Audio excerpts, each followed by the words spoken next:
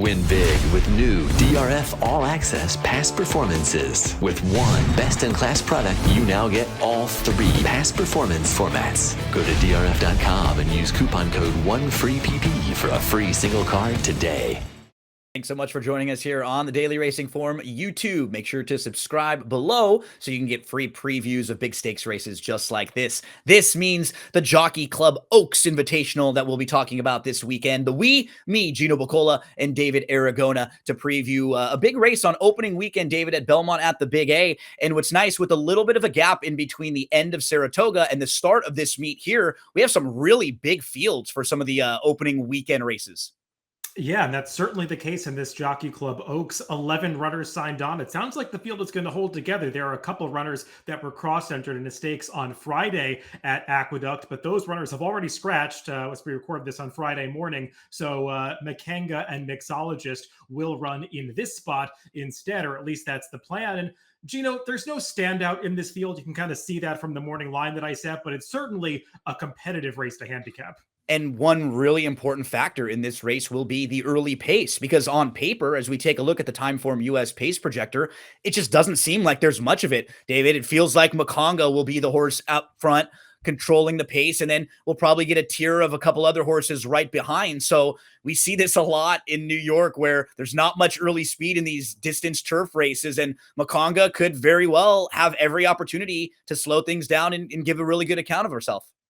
Yeah, I think Monga is going to have the chance to slow things down. I think the big question with her is, will she be able to slow herself down? Because she's been the kind of horse that can be a bit of a runoff, sometimes wants to go faster than her rider wants her to. So we'll see if Lane Luzzy has a handful underneath him on Saturday. Yeah, she's no doubt the one to catch, but can they restrain her a little bit and try to ration off some of that speed? Let's get into the field, David. Let's go horse by horse, and we'll start with the inside. We have Egyptian Candy, who is stepping up into stakes company right now, but the overall body of work for this horse is pretty good. Second start off the short break after 7 months off between January to August, and closed pretty well from 8th last time off, about 8 lengths out of it to finish third, just finishing out of second that day. And when you compare her speed figures to the rest of this field, you were kind of getting at it, there's really no one that overwhelms or that scares you. So you can probably make a case for a lot of these horses if you think they'll get the distance or they'll get the right kind of trip.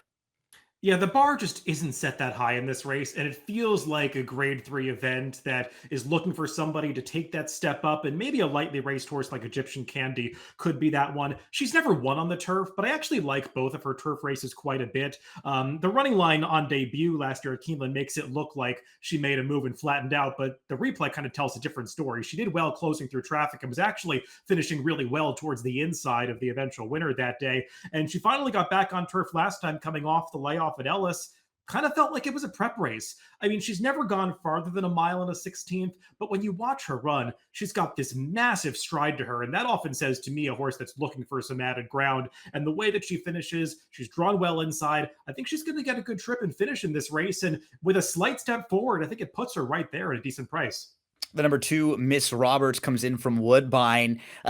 I guess 3 starts back, she was second behind Ready for Sherrill in a non-winners of one allowance, and that would be pretty competitive if she were to show up with a similar speed figure there.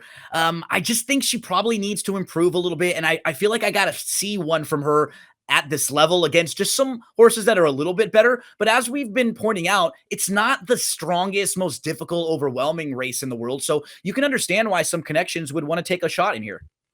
Yeah, I mean, I don't blame Connections for taking a shot. It still feels like this might be a little bit of a stretch for this particular long shot. Distance is a major concern with her, as it is for a number of horses in this field, but especially with this filly. Haven't loved the way that she's finished off a few of her races after getting there at the 8th pole, and that's going a mile and a 16th. So I wonder about the mile and 3/8 for her. Caldwell Loves Gold, the New York bred stakes winner, will get back to the turf. Only was on the grass one time. The dam is 0 for 5 on the turf and just 1 in the money finish. Not a lot on the dam side as far as the siblings going on the grass. I think only 1 start combined for a lot of them, David. So it kind of feels like a tough spot for her where we don't have a whole lot of turf form to sink our teeth into. So what do we think about Caldwell Loves Gold's chances in here? Yeah, there really is not a ton of pedigree here. I mean, Golden Sense is a versatile sire who can get horses to do anything, like a lot of progeny of Into Mischief. But on the dam side, as you noted, not really that much turf. I will point out that her most lightly raced half sibling, who's a 2-year-old, is actually making her turf debut on Friday at Aqueduct. So maybe pay attention to how that horse does before Caldwell Loves Gold tries the turf. Didn't love her one turf sprint earlier this season, just didn't really get anything going that day. I do think that was just a prep, and she's probably better going a little bit longer, but this still feels like a bit of a strange spot for this New York bred. The number 4, Beautiful Love, is a runner for Appleby and Godolphin, those connections that we've seen just win so many of these grass races over the last couple years. This one is interesting, though, David, because Beautiful Love didn't really get bet like a lot of them do. She was really kind of cold on the board at over 5-1. She'll now make her second start in North America. She was hooked a little deep going into the turn. It's kind of a non-threatening 6 that day. When you look through her previous form before coming to the U.S., you do see Cinderella's Dream in there, who's a horse that we also know that we've seen out here in the U.S. and that will be running up at Woodbine in the EP Taylor is one of the top choices this weekend. So I had a tough time getting a real feel for her because I didn't see as many excuses. And I thought it was a little bit interesting that she didn't get bet the way we see a lot of these Appleby runners get bet. I think the big reason why she was 5-1 last time was because She Feels Pretty was in the race, and that Cherie DeVoe trainee was kind of regarded as the best 3-year-old filly on turf out there. And obviously, she lost at a short price, but she did suck up a lot of the wagering support in that race. And also, Beautiful Love was drawn on an outside post, and that Lake Placid was just a really tough field from top to bottom. And there's no doubt that this is a step down in class, even more so than the grade 2 to grade 3 transition would suggest. She's got to get the added distance.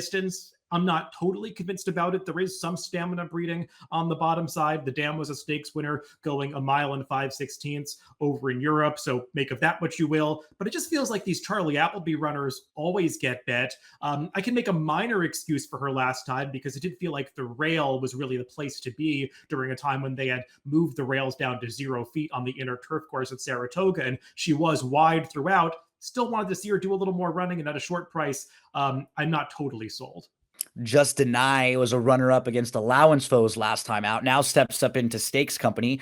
A real positive for her. She's proven at this trip, these longer trips. So while for a lot of these horses that we're not sure if they want to get the added distance, she's kind of a measuring stick because we at least know she can get it and she can be a horse that won't have any issues. It's just how good really is she? But if she is a fair price in here, I think we're going to ask that about a lot of these horses, David.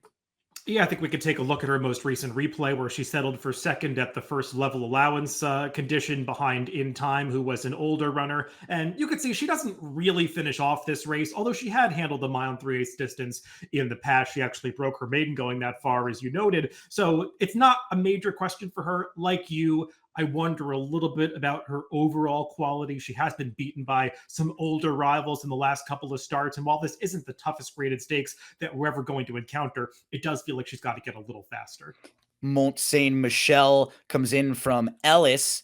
And when you sort of project where she could sit in this race, she may be one of the horses who could get a pretty decent trip, just kind of naturally quicker than a lot of these other ones in here. I don't think she'll be up front with Monga, but maybe sitting not far behind that one in a second or a third spot. So maybe perhaps the trip can put her into a good spot. On speed figures and stuff, she's right there. It's her last 2 races. She really wasn't competitive in either of those stakes races. So I kind of have some mixed feelings with her, but she really might be able to trip out in here.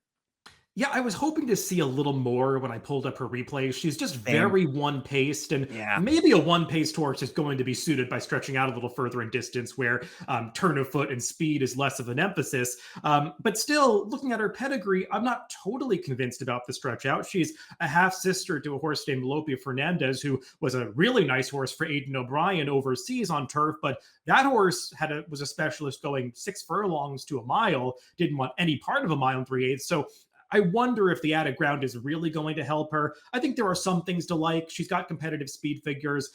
For me, I would really have to let price be the guide. 8-1 is a little short. Lady Mary is multiple group stakes placed, just won for the last 8, but was third in a group 1 last time out in a field of 15. So still beating many horses and facing tough company and some solid runners. Lady Mary feels like one of the horses that if she were to show up and the ship was fine, that she would run a solid race in here. It's always hard to know how the races stack up from overseas, but nobody in this race scares the heck out of me, David. So I feel like she's at least a horse that I would want to have in the exotics. Yeah, I mean, she's Group 1 placed going this distance, which is a lot more than others can claim in this race. And yes, that Group 1 was a German Group 1, and we generally regard German races as maybe being a cut below the top racing in England and France, some other European countries. But let's be honest, this isn't the toughest American grade 3. So I think she is getting some class relief coming into this race. And I was trying to find some clues as to the class of that most recent start. The runner-up Spanish Eyes did come back in a Group 1 race against older males and finished fourth in that spot. So I think that it gives some confidence that she was actually facing a field of decent quality. And she is exiting the barn of Andreas Saborix, who is one of the top trainers in Germany. But Jack Sisterson is capable. He's done well in a small sample with foreign shippers. So I think she's pretty dangerous. Lady Madonna is a horse I spent way too much time on, David, trying to come up with a fun pun for like a Madonna song to like toss it to you. Nonetheless, Lady Madonna is one of these horses to me that I think will be better going a little bit longer. The Dam Rosalind was a grade 2 winner going a mile and 3/8. So distance really shouldn't be a problem for a horse who has shown kind of like some consistency, but she's like another one who's, I don't really know how good she really is. Exactly what I was going to say. I just wonder if she's going to be able to handle this step up in class, because when you look through the running lines of that field she beat at Monmouth last time, it just wasn't the strongest group overall. And this is definitely going to be a tougher spot for her. Like you said, maybe the distance helps. I think it's going to need to. Mixologist feels like a major player in here. She was put up via DQ last time out. She was about 4 or 5 lengths off. She had to move in between horses, didn't have a lot of room, and she waited and angled around. She was very solid that day, David. And when you just sort of start going through this field, she makes a whole lot of sense. Here's the replay of the race that we were watching, that I just talked about on August the 16th that day. So she was put up via the DQ here. What do you think about Mixologist and her chances against this field?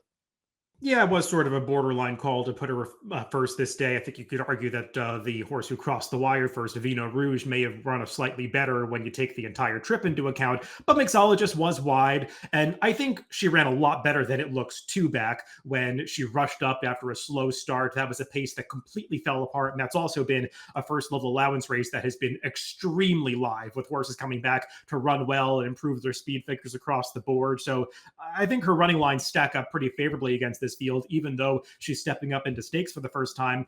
I don't really know about the distance. She's got a couple of very nice siblings in Princess Grace and Catnip. One of those wanted to go longer. One was more of a miler. Both were very nice graded stakes quality horses.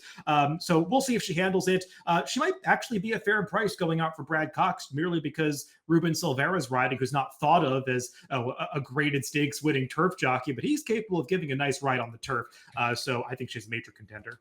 The number 10, Monga, was the horse that was out front on the Timeform US pace projector. And as you were pointing out, David, she's not really a horse that you can slow down. She just really wants to go, and you're going to just let her run. Yeah, and I think that was the big problem last time in the Saratoga Oaks when she looked like the lone speed once again, and you could see the intention was to try to back down the pace, but she just wanted to go as fast as she did two back in the Wild Applause when she had another horse pushing her to go 46 to the half. But clearly, you want to go a much slower pace when you're stretching out to these marathon distances. And she was just fighting John Velasquez every step of the way through the first half mile to 5 furlongs of that Saratoga Oaks. And you could see it left her with nothing for the finish that day. It did seem like something was agitating her even before the start of that race. So you want to pay attention to how she's behaving leading up to post time for this Jockey Club Oaks. I have some concerns about the distance for her. I don't worry about her talent. I think she's good enough to beat this field. It's just a matter of getting the trip going this far. Let's round out the field with American Dreammaker on the outside. Broke the maiden at Colonial. How does that win or that form overall for this 3-year-old filly stack up against this group? It really doesn't. I mean, you go through that field, and it was not a strong group of horses in behind her. I will say she's actually a little more interesting off her races from California for Michael McCarthy, where she was her own worst enemy a number of times, got trips, especially two back, where she was off slowly at traffic at multiple points in that race. But a lot of it's her own doing. She's just a goofy horse who still hasn't figured things out yet. And this feels like it's asking an awful lot of her coming off a maiden win. She gets beat to spots a lot of the time too, right? And then you're kind of just out, like you get shuffled back and you're not getting the positioning that she would like. So in a race that does not have a ton of early pace, David, we'll take a look at the selections, and we both are taking a bit of a swing in here. And I feel like this is a race to do that and look for a little bit of value, because I'm just not sold or convinced really that anyone is head and shoulders above the rest of this group. So I'll look for a horse who has a pace advantage. You're going to go down to the inside and look for a price for a horse who's going to go second start back off the bench. Yeah, I just kept coming back to a horse like Egyptian Candy when I was handicapping this race, because I'm looking for somebody that can take that step forward and sort of fill the void of a horse that really wants this distance. And she strikes me as one that's going to handle it. And I can see her getting a very good trip from this inside post position, just getting covered up early and riding the rails around those 3 turns. So if she's anywhere near the 10 to 1 that I set her at, I want every bit of that. 1974 for David, 10764 for me. We both have the couple of the measuring sticks there in the mix, with the 4 and the 7 as probably the horses to beat in there, but we'll get a little more creative with some horses on top looking for value. However, you're playing race number 10 on Saturday at Belmont at the Big A. We wish you the best of luck.